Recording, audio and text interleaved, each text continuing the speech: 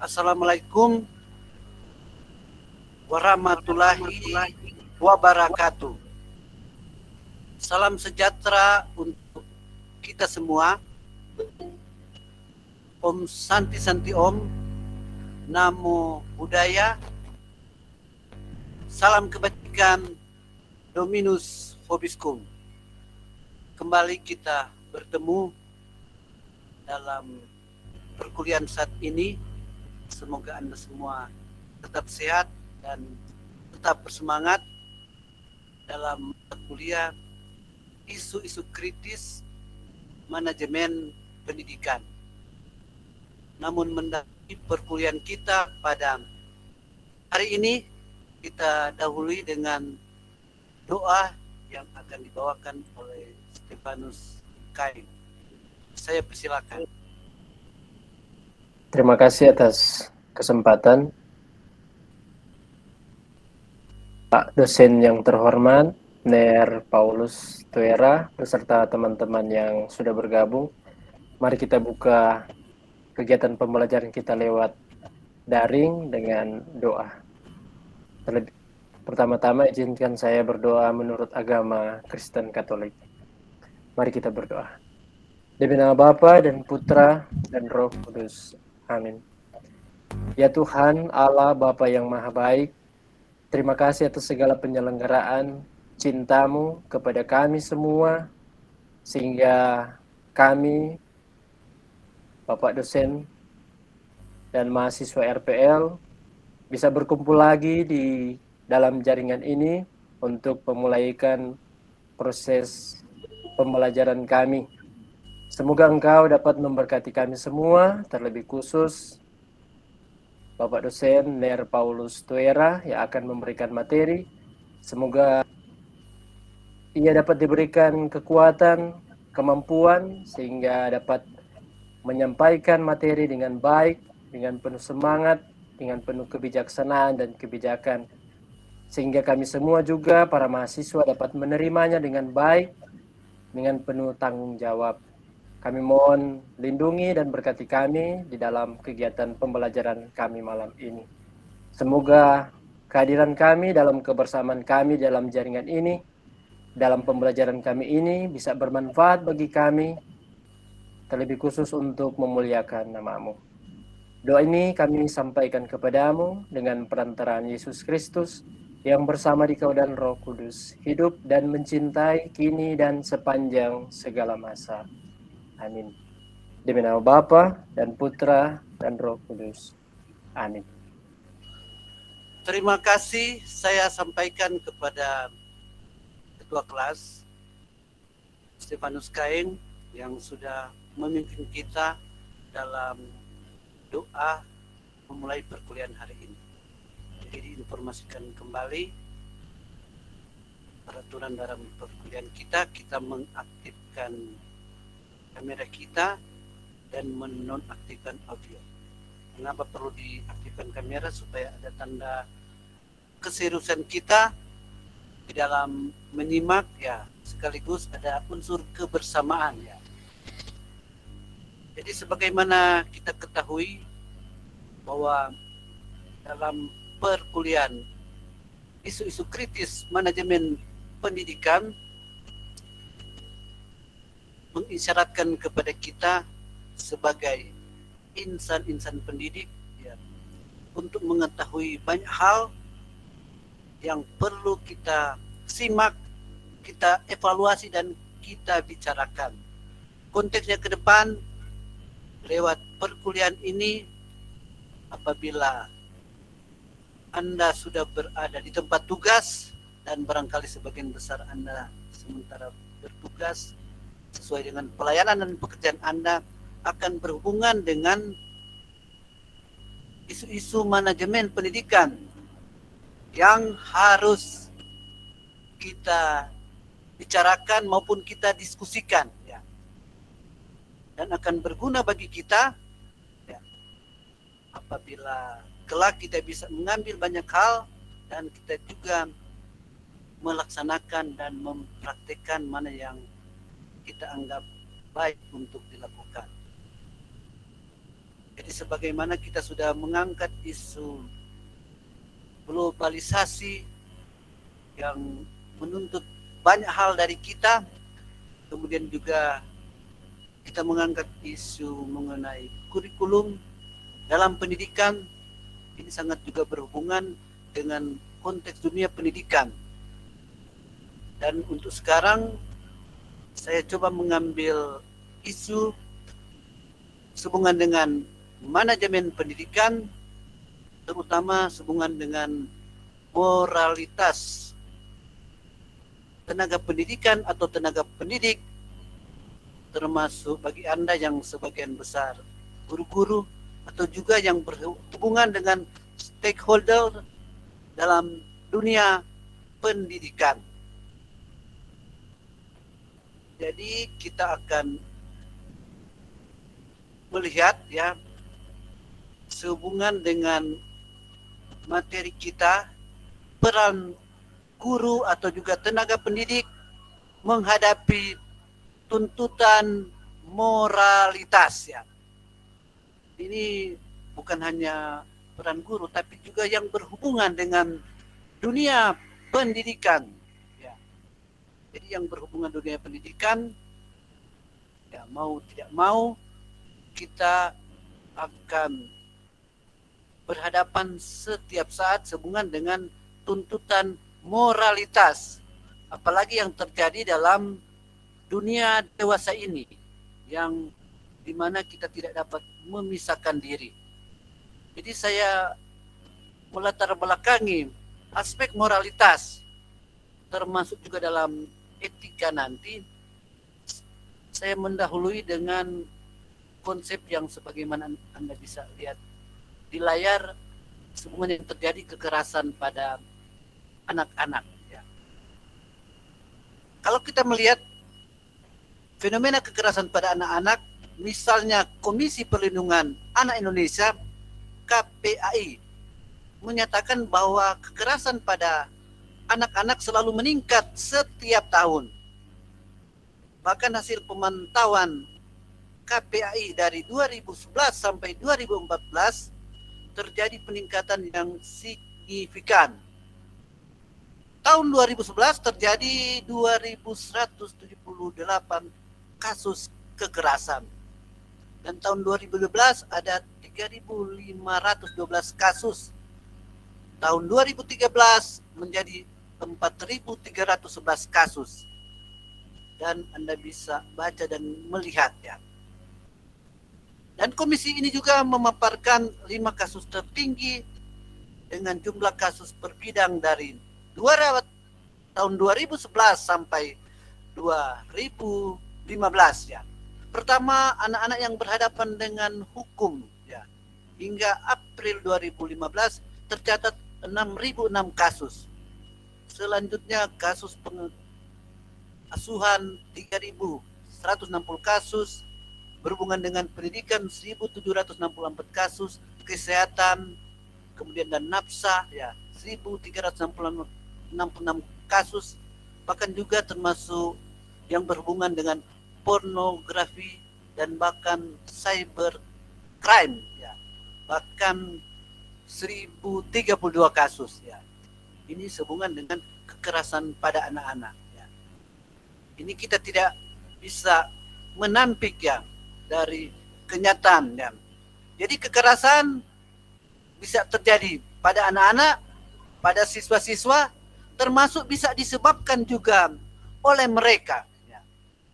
Jadi ada 2 hal yang kita bisa lihat, unsur kekerasan dan juga unsur yang muncul dari mereka sendiri. Ya tentunya ada penyebabnya.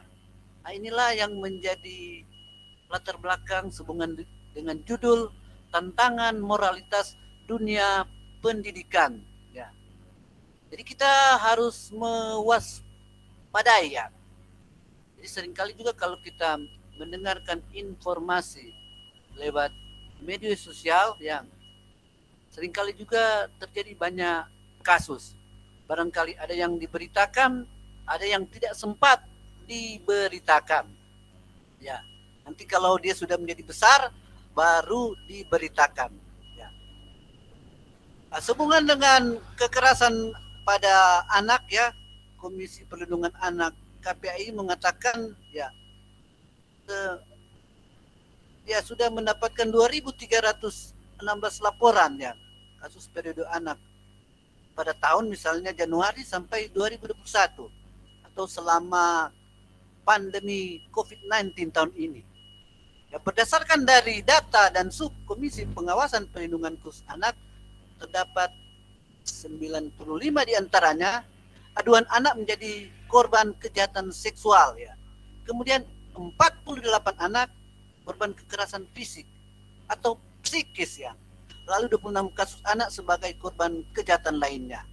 Nanti kita bisa baca selengkapnya informasi dari Komisi Perlindungan Anak ya. Jadi anak bisa menjadi subjek atau juga objek kekerasan ya, atau juga siswa atau juga anak didik ya. Nah, tadi sudah digambarkan misalnya ada juga munculnya tawuran antar pelajar ya, yang remaja di Indonesia ya, masih adanya fenomena tawuran antar pelajar ya. Ini merupakan suatu hal yang tidak asing lagi, bukan hanya pelajar, tapi antara masyarakat satu desa dengan desa lainnya atau kelurahan dengan kelurahan lainnya, bahkan juga ada dari satu suku dengan suku lainnya ya. Nah, ini menjadi tanda awas bagi kita semua dalam dunia pendidikan. Jadi kita tidak boleh molor untuk menjaga kestabilan moralitas ya yang tercipta, yang tentunya dimulai dari pihak keluarga ya, pada saat anak-anak berada di rumah ya, untuk selalu mengawasi ya. Kemudian masyarakat, tokoh-tokoh agama ya, tokoh-tokoh pendidik, dan terutama juga para guru supaya atau para pendidik supaya tidak terjadi banyak kasus yang menyimpang. Hal ini sehubungan dengan tuntutan moralitas kita saat ini ya. Jadi bagaimana kita melihat ya supaya tidak terjadi banyak aspek ya yang membuat suasana kaos terjadi ya. Ya, kalau kita lihat juga misalnya pada kasus ya demonstrasi ya. Demonstrasi sebetulnya mau menyampaikan banyak pendapat ya. Pendapat yang bisa dihubungkan dengan perilaku seseorang atau masyarakat untuk menyampaikan pendapat. Tetapi seringkali dalam satu demonstrasi atau kebebasan menyampaikan pendapat diselingi juga dengan aspek kekerasan ya, dengan aspek anarkis ya, anarkis yang menyebabkan ya permasalahan yang lebih pelik yang terjadi.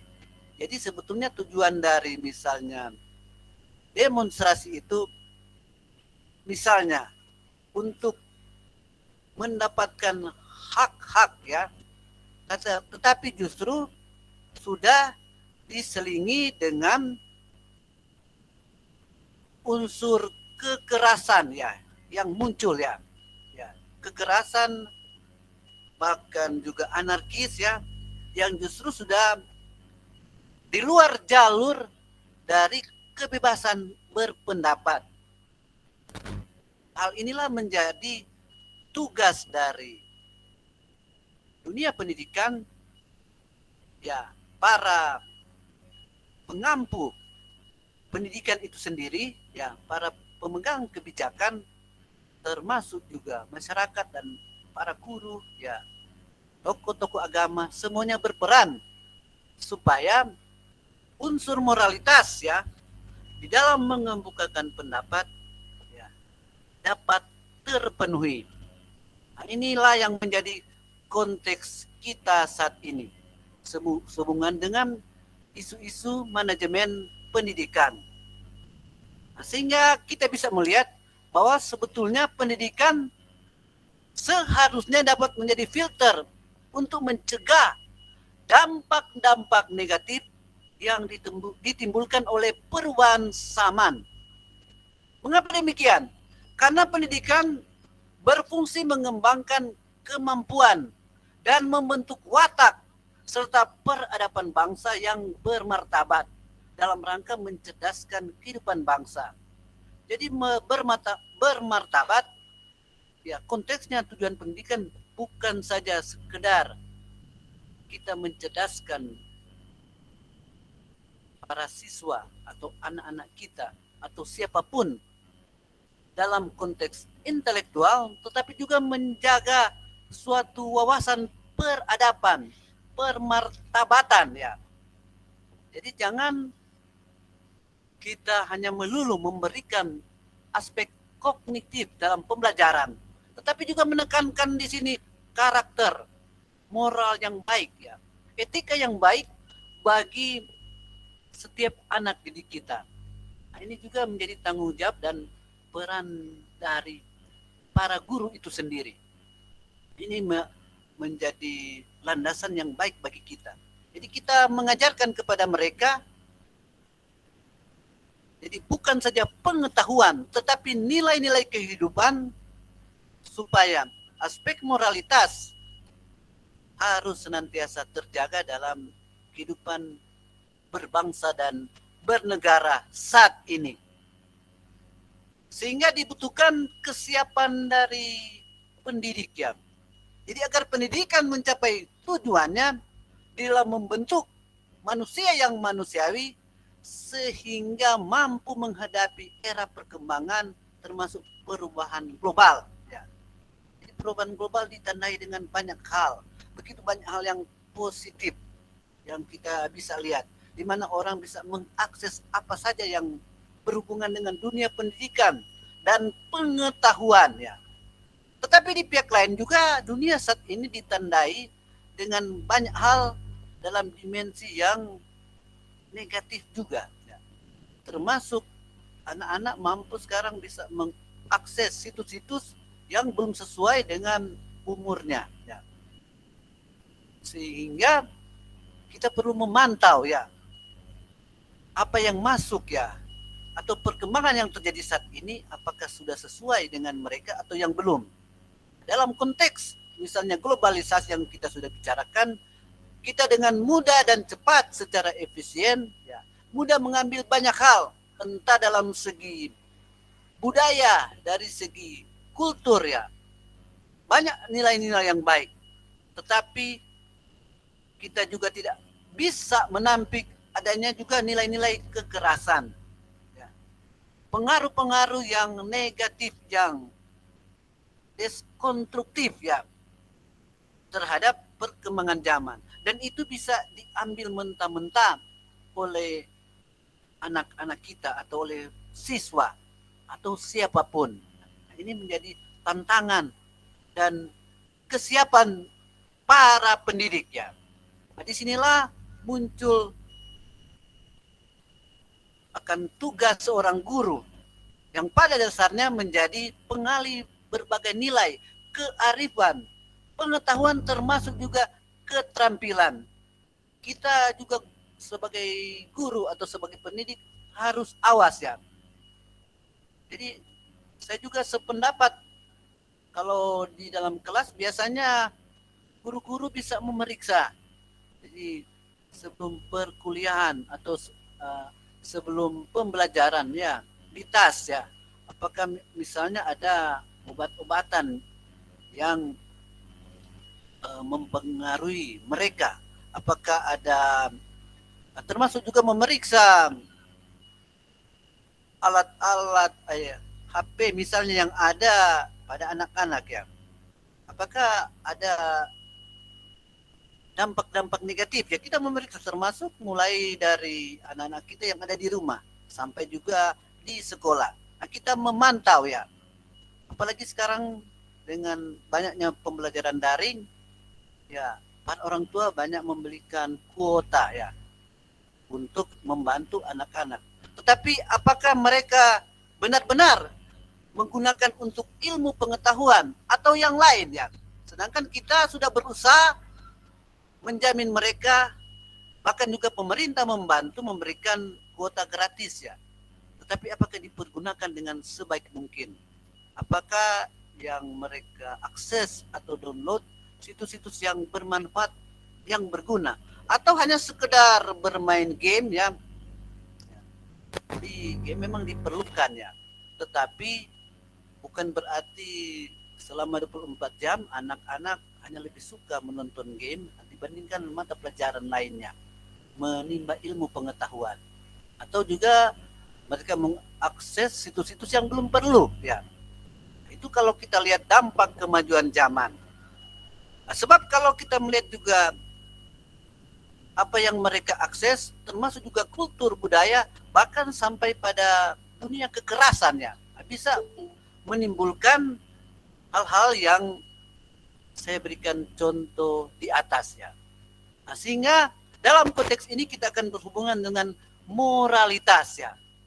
Nah, kata moral sendiri berasal dari kata Latin mos ya, mos moris ya, yang berarti adat istiadat, kebiasaan, cara tingkah laku, kelakuan ya.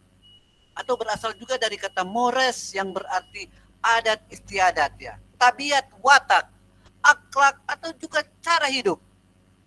Jadi moralitas adalah menjadi sifat moral atau keseluruhan asas dan nilai yang berkenaan dengan hal baik atau hal buruk ya. Dalam konteks ini kata moral atau moralitas dipakai untuk perbuatan yang sedang dinilai. Sedangkan etika untuk pengkajian sistem nilai-nilai yang ada.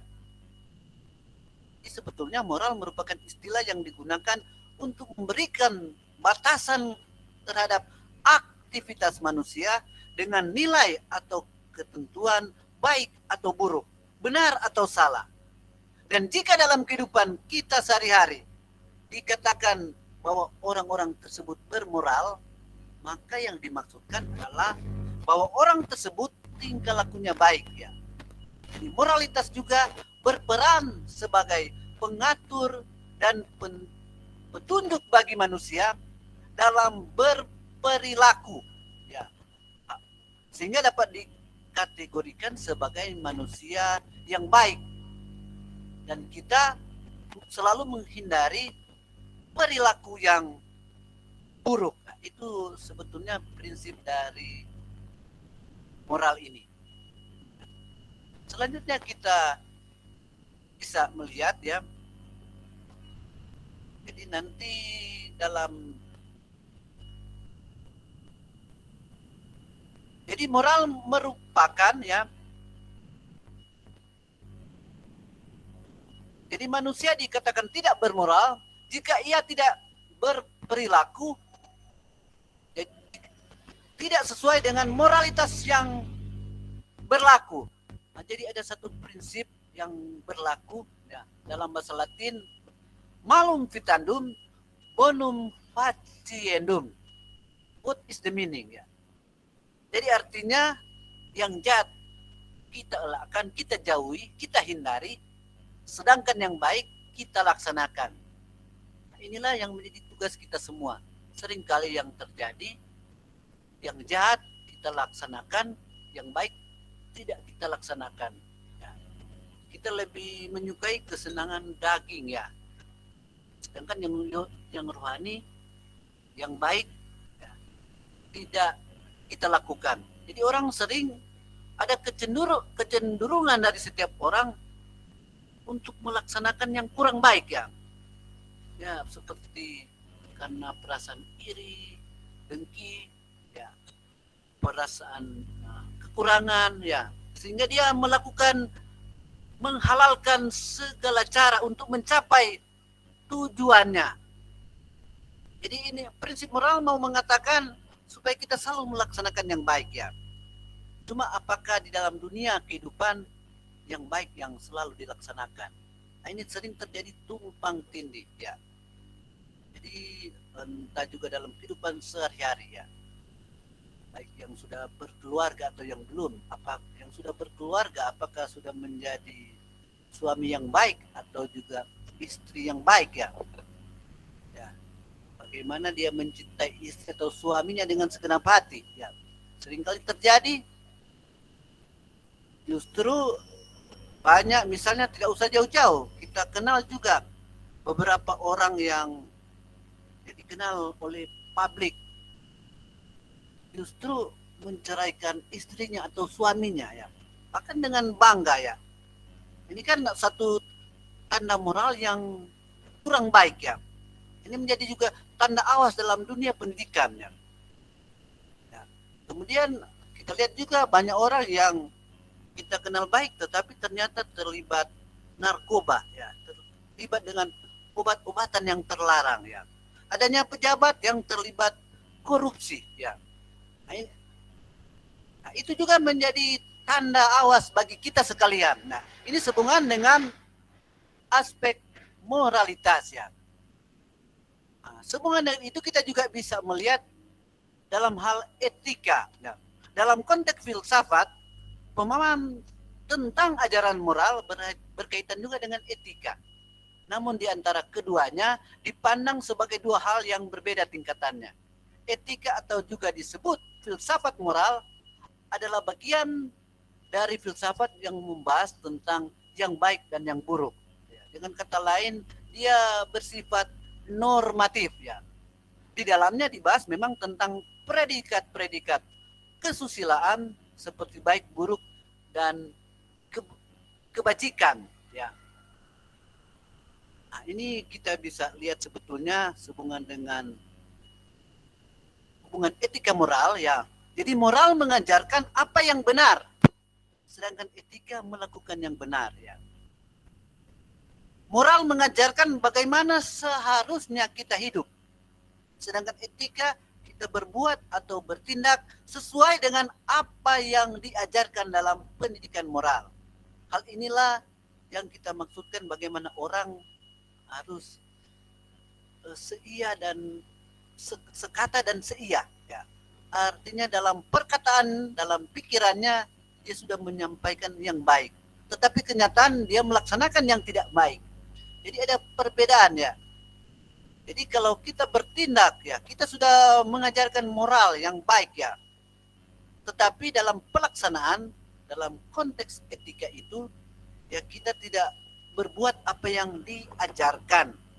Inilah menjadi tantangan besar bahwa masih ada jembatan di antara pengetahuan kita tentang yang baik, kemudian pelaksanaan dalam kehidupan sehari-hari tentang apa yang baik.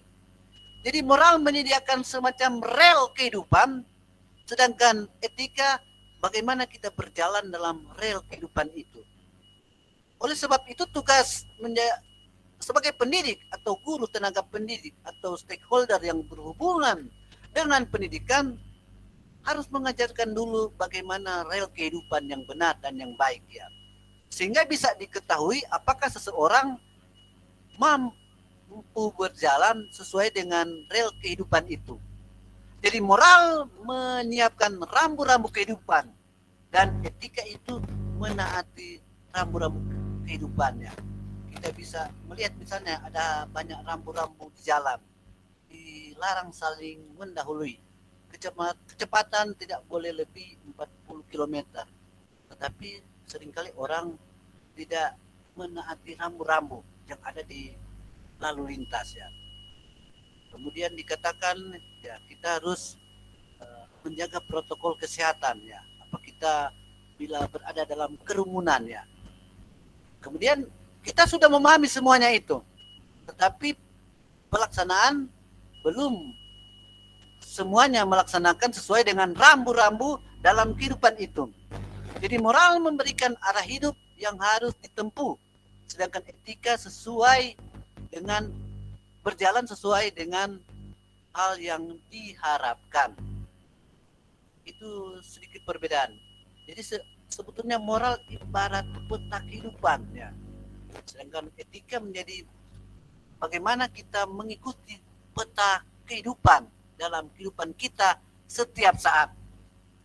Jadi konteksnya ini bagaimana kita membelajarkan kepada para peserta didik sehubungan dengan nilai-nilai moral dan akhirnya berhubungan pada tingkah lakunya.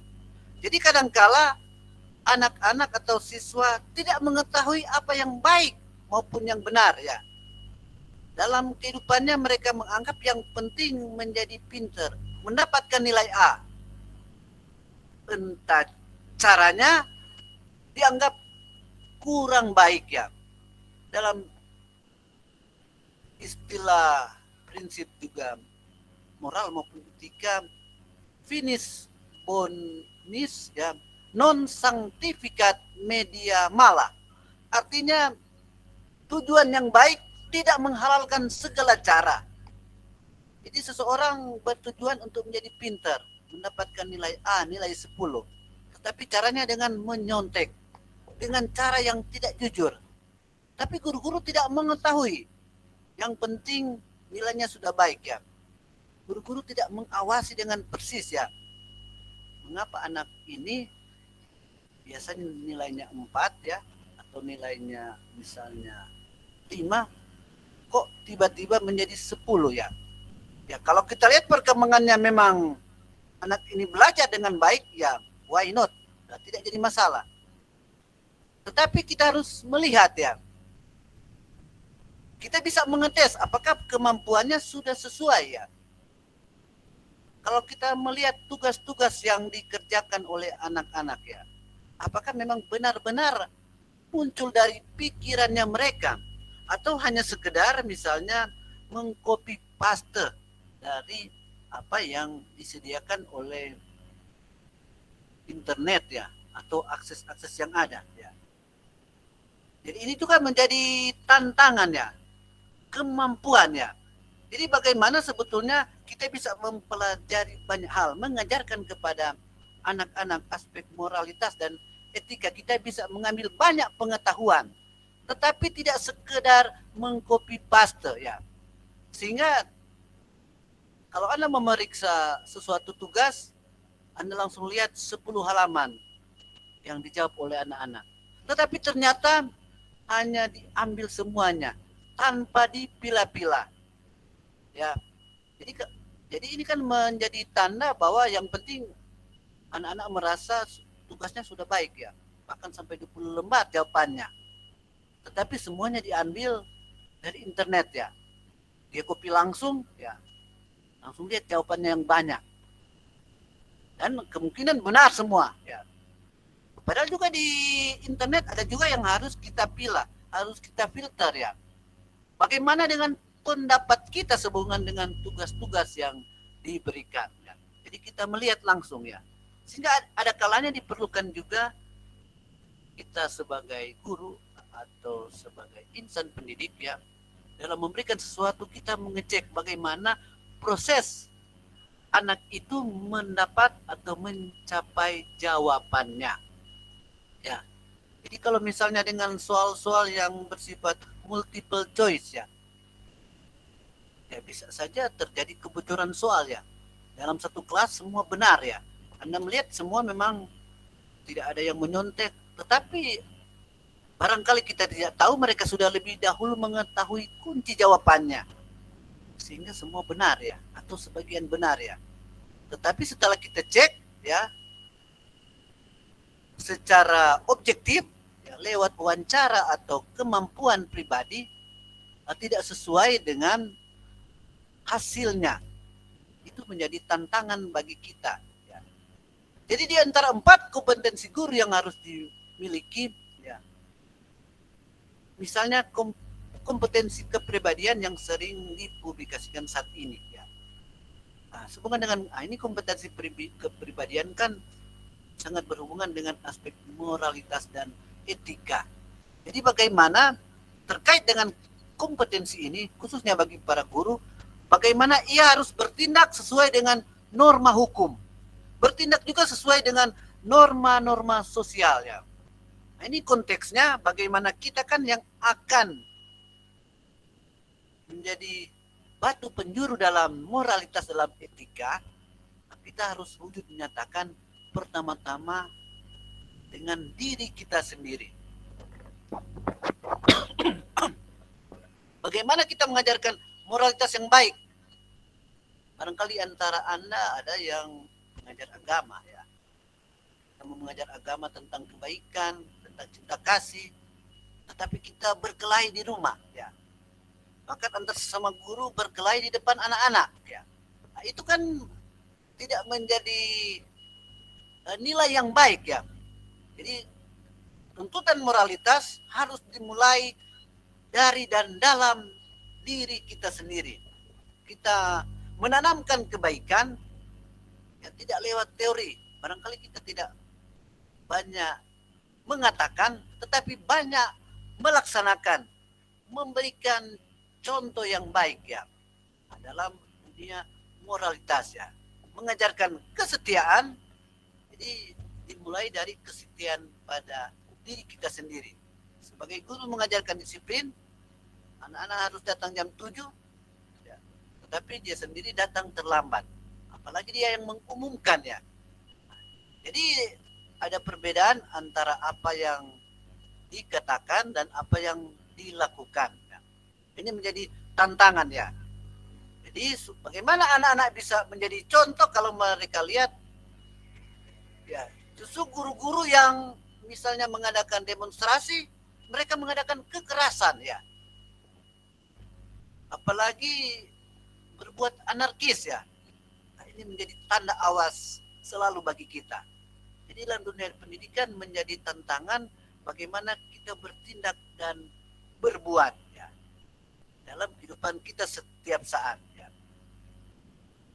Jadi kita melihat ya, pendidik itu harus sadar bahwa anak-anak atau siswa yang akan datang ke sekolah telah mempelajari pendidikan moral. Itu mulai dari rumah, dari keluarga dan masyarakat. Dan mereka sebetulnya sudah ada sikap moral ya. Tinggal mereka ingin buktikan ya, bahwa apakah di sekolah ditanamkan juga sikap yang demikian ya. Jadi bagaimana anak-anak bukan hanya diterapkan kemampuan berlomba-lomba untuk mendapatkan nilai yang terbaik, tetapi mengesampingkan nilai-nilai etika dan nilai-nilai moral dalam kehidupan mereka setiap saat. Ya. Ini juga menjadi tantangan yang baru ya bagi kita setiap saat ya. Dan kita harus mengecek, mengevaluasi setiap saat ya untuk anak-anak kita, untuk para siswa, untuk siapa saja ya yang berhubungan dengan itu. Jadi lebih baik kita mencegah daripada kita mengobati sesuatu yang sudah terjadi. Jadi kalau misalnya ada anak-anak yang stres ya, yang broken home, jangan-jangan ini pengaruh dari orang tua mereka yang tidak memperhatikan mereka. Demikian juga di sekolah. Jangan guru-guru hanya memperhatikan atau bangga kepada anak-anak yang pintar ya. Bahkan memang memuji ya, memuji. Sedangkan membiarkan yang kurang pintar ya, atau menyalahi yang misalnya dianggap kurang berprestasi dalam pendidikan. Kita harus mengayomi semua ya, supaya mereka juga tetap dihargai ya, tetapi tetap memberikan prinsip-prinsip supaya mereka tetap berusaha ya. Jadi kalau ada yang pendiam, kita memberikan pendekatan kepada mereka. Jangan-jangan ada masalah atau ada situasi yang terjadi dalam dirinya, sehingga apa? Dengan mudah orang-orang yang stres atau mengalami permasalahan sering mudah dibawa oleh arus yang justru kurang memberikan kehidupan kepada mereka. Jadi biasa-biasanya orang yang frustasi ya, termasuk juga ya semua saja ya, yang pada suatu saat mengalami ketegangan ya, mengalami kebingungan akan mudah dipengaruhi dengan unsur-unsur moral yang kurang baik ya. Jadi pada saat orang misalnya lemah ya, pada saat orang berkekurangan, pada saat orang stres ya, pada saat orang mengalami tantangan yang bahkan ia tidak bisa hadapi, bisa terpengaruh dengan kejahatan moral ya. Bisa saja mulai dari diri sendiri ya. Tak jarang ada yang sampai bunuh diri ya. Atau melakukan hal-hal yang merugikan masyarakat ya. Atau mempengaruhi orang lain untuk melakukan tindak kejahatan. Ini juga menjadi tantangan kita sebagai pendidik di dalam mengelola proses atau juga kegiatan belajar mengajar. Sehingga diharapkan kepada kita semua dimanapun kita berada, kapanpun, ya, kalau sebagai guru ya kita menjadi pengelola proses kegiatan belajar. Guru menjadi moderator ya. Jadi guru diharapkan bukan sebagai penyampai materi semata, tetapi juga sebagai pengatur lalu lintas dalam pembicaraan ya. Apakah kita pernah sekali-kali sebagai guru makan di kantin bersama mereka ya, atau juga bermain bersama mereka waktu jam istirahat ya, bermain sepak bola bersama mereka ya, atau kita pada saat istirahat pada waktu senggang ya, guru-guru sendiri-sendiri, tidak ada yang memantau bercanda bersama anak-anak ya, walaupun kita tetap menjaga kewibawaan kita. Jadi semacam ada jurang pemisah antara guru dan anak ya. Jadi bagaimana kita bisa juga melihat, misalnya kalau ada anak, mungkin saat ini tidak lagi terjadi ya, di mana ada anak yang harus berjalan 3 kilo ke sekolahnya, sedangkan guru naik motor ya. Bagaimana kalau guru mempraktekkan ya sebagaimana anak-anak yang berjalan ya. Bahkan kalau dulu ada anak yang tanpa sepatu ya, mereka berjalan ke sekolah. Maka guru pernah mencoba juga seperti mereka. Ya. Mungkin ada anak-anak yang tidak sempat sarapan atau makan ya, untuk mengisi perut ya, sehubungan dengan pembelajaran ya. Jadi mereka, dan sesudah pembelajaran selesai persekolahan, mereka ada yang harus bekerja ya. Nah, kita melihat bagaimana juga anak-anak yang susah jaringannya di kampung ya. Bagaimana kita juga melihat konteksnya ya. Jadi bukan menjadi sama seperti mereka, melihat apa yang mereka rasakan ya. Supaya bisa menjadi tanda bagi kita juga untuk bisa sama seperti mereka memahami kondisi mereka, termasuk sampai pada permasalahan mereka ya. Kalau misalnya terjadi perkelahian antar anak-anak, entah secara fisik atau juga bukan fisik ya, ya kita harus mendekati mereka. Apa yang menjadi permasalahannya ya. Jadi apabila perselisihan yang terjadi ya, sekali-kali kita memanggil anak-anak itu untuk melihat ya apa yang ada di benak mereka. Mengapa anak berlari saling mengejar ya. Ya berbeda kalau dalam permainan kejar-kejaran ya. Jadi sesudah sekolah bahkan kita menuntun mereka mengecek apa mereka sampai di rumah ya, atau sesudah pulang sekolah tidak sampai ke rumah ya, mereka langsung singgah ya bersama teman atau bersama orang lain yang tidak mereka kenal ya. Ini kita harus mengecek ya. Ini menjadi peran dan tugas dari guru-guru ya. Jadi guru menjadi motivator ya, untuk membiasakan anak-anak yang menjalankan kehidupannya, termasuk juga merasakan kesulitan anak-anak ya. Ya bagaimana juga guru mampu memahami ya permasalahan yang dihadapi oleh anak-anak ya. Bahkan kalau perlu sekali-kali mengunjungi rumahnya ya, untuk melihat apa yang terjadi ya. Ya jangan-jangan anak ya situasinya yang membuat dia terlibat dalam satu tawuran ya. Jangan-jangan ada situasi yang membuat anak tidak merasa in di persekolahan ya. Dia merasa hanya dipaksa ya. Padahal untuk kita bersekolah itu ya membutuhkan juga satu rasa kegembiraan yang besar untuk mendapatkan pengetahuan. Bukan sekedar paksaan dari orang tua atau paksaan dari guru ya. Jadi bagaimana guru menjadi fasilitator dalam memberikan kemudahan sarana kepada siswa agar dapat belajar sesuai dengan kemampuannya. Dalam konteks ini menjadi fasilitator nilai-nilai kebaikan, nilai-nilai moral dan etika dalam kehidupan ya. Jadi bagaimana guru menanamkan nilai-nilai yang baik ya kepada anak-anak yang berada di mana saja atau kapan saja anak-anak bertemu dengan para guru misalnya. Nah, inilah tantangan bagi kita sebagai guru.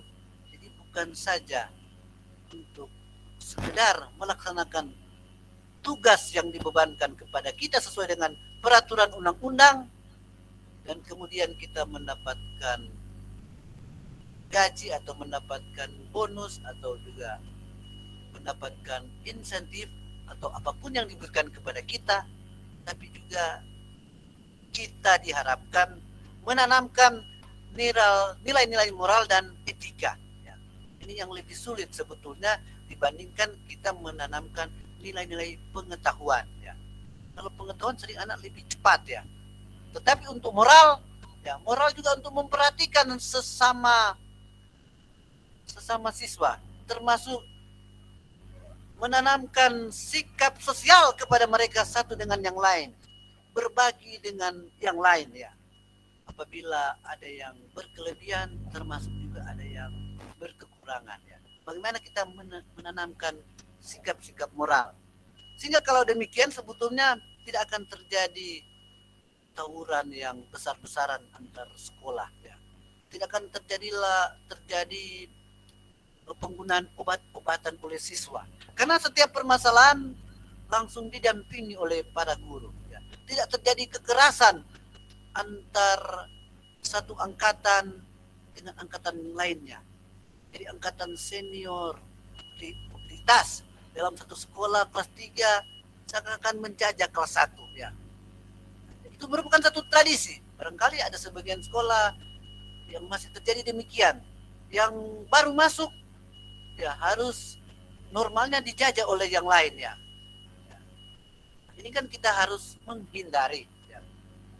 Jadi bagaimana kita sebagai pendidik menanamkan sikap moral, dan yang paling susah kita menanamkan lebih gampang, tetapi kita mulai dengan diri sendiri.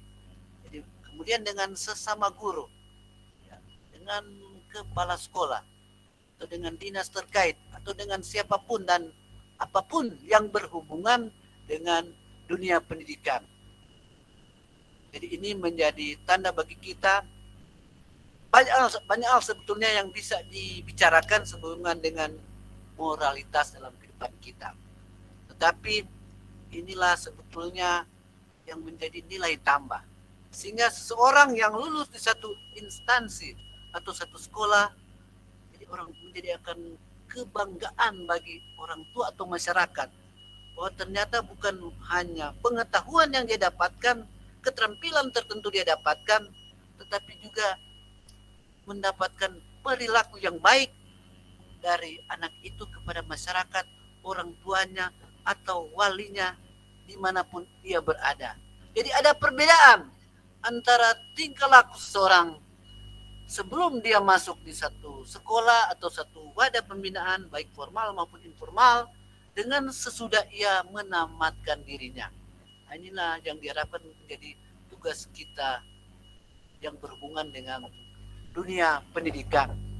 Jadi menjadi tantangan bagi kita supaya kita bisa menjadi orang-orang yang mampu dan siap mempertahankan suatu nilai moralitas yang kita wujudkan dalam juga tingkah laku, etika, mulai dari diri kita sendiri.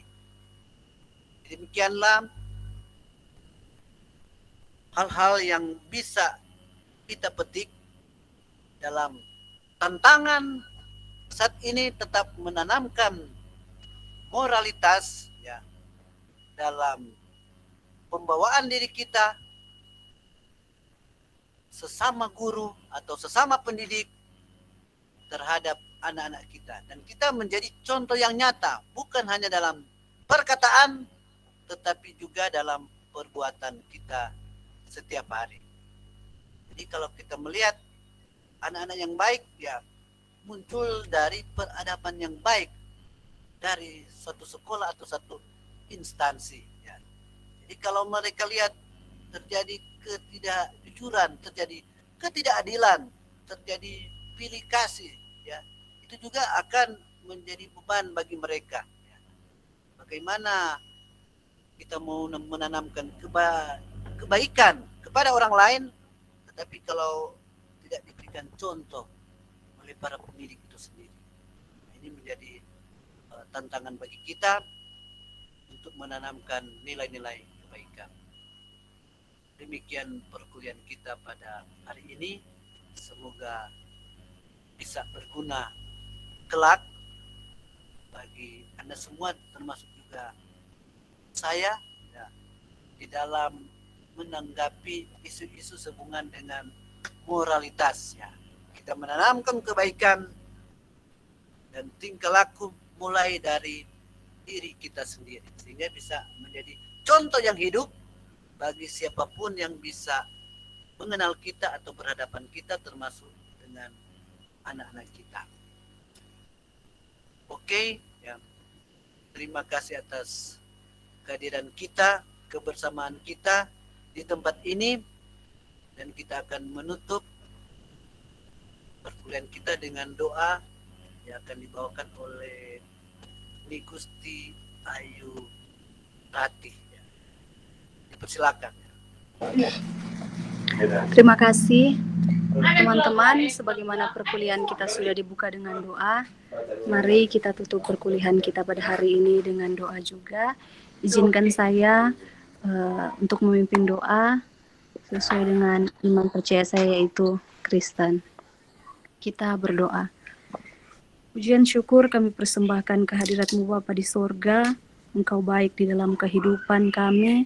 Di malam hari ini kami boleh bersama di dalam perkuliahan isu-isu kritis manajemen pendidikan dengan topik moralitas tenaga pendidik. Biarlah kiranya materi yang sudah kami terima boleh menjadi ilmu baru dalam kehidupan kami semua, serta boleh kami implementasikan dalam kehidupan kami masing-masing, baik pribadi, keluarga, maupun di dalam sosial bermasyarakat. Berkati juga Mner Paulus yang sudah menjadi pemateri malam hari ini. Biar kiranya dimanapun saja Mner Paulus pergi dan berada, boleh menjadi saluran ilmu. Terima kasih Tuhan, ini doa seru sembahyang kami yang kami alaskan di dalam nama-Mu, Tuhan Yesus Kristus. Kami berdoa mengucap syukur. Haleluya. Amin. Terima kasih, saya kembalikan kepada Ni Gusti Ayu Ratu. Dan sebagai tugas Anda, ya kalau Anda sebagai pendidik ya, ataupun bukan sebagai pendidik, ya sebagai kepala keluarga atau insan yang berhubungan dengan pendidikan, Anda membuat tugas dengan memberikan contoh-contoh sehubungan dengan apa yang Anda sudah buat, sehubungan dengan peningkatan aspek moralitas atau etika pada anak-anak Anda di sekolah ya, atau dimanapun Anda berada. Diberikan beberapa contoh yang sudah Anda buat ya, sehingga apa yang mulai Anda tanamkan, hal-hal mana itu ya. Jadi ya berikan contoh konkret yang pernah Anda sudah buat ya, entah satu contoh atau dua contoh ya, sehingga menjadi tanda bagi orang-orang yang Anda didik ya. Ini merupakan tanda moralitas ya dalam kehidupan mereka. Jadi bisa berbeda contoh-contoh ya, Anda langsung berikan apa yang sudah Anda buat ya, entah sebagai guru matematika, sebagai guru tari ya, sebagai ya dimanapun Anda berada, apa yang Anda sudah buat untuk menanamkan moralitas ya, dan bisa ditambahkan hasilnya bagaimana. Ya. Jadi hanya itu saja tugas, tidak banyak sehubungan dengan Anda juga berperan sehubungan dengan pendidikan moralitas dan juga etika dalam kehidupan di dunia pendidikan. Wabillahi taufik wal hidayah. Assalamualaikum warahmatullahi wabarakatuh. Salam sejahtera, salam kebajikan. Om Santi Santi Om. Shalom. Dominus Vobiscum. Terima kasih atas Ner. ini. Ya, terima kasih banyak. Terima kasih. Terima kasih. Terima kasih.